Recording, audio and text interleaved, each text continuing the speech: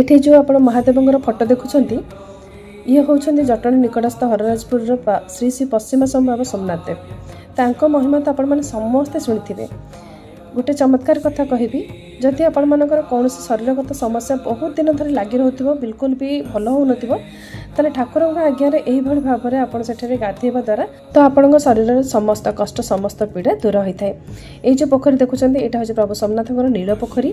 तो प्रथम आप मानसिक स्वरूप प्रभु गाधुआ पानी बासुआ बलद पाखे स्नान कर सारापर आसिक यही पोखरी स्नान करेंगे पुणी आउ थे बासुआ बलद पाखे ओदा लुगारे गाधे सारापर पुणी जा पोखरी स्नान करेंगे एवं जहाँ पिंधि थे से सब वस्त्र से फोपाड़ी देकी नुआ वस्त्र पिंधि सारिक प्रभु दर्शन करेंगे एवं 7 दिन कि 21 दिन आप बारण रे।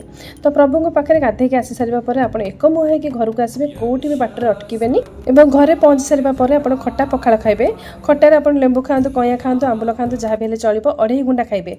2.5 गुंडा खाई सारापर अणाड़िया जगार रखिकी पानी छड़े देकी पुणी आप घर को पलि आसबे बारीपटे हो जेकोसी अणाड़िया जगार रखिए एवं सही अईठा खाद्य को आप कदली पत्र पकईकी रखिए।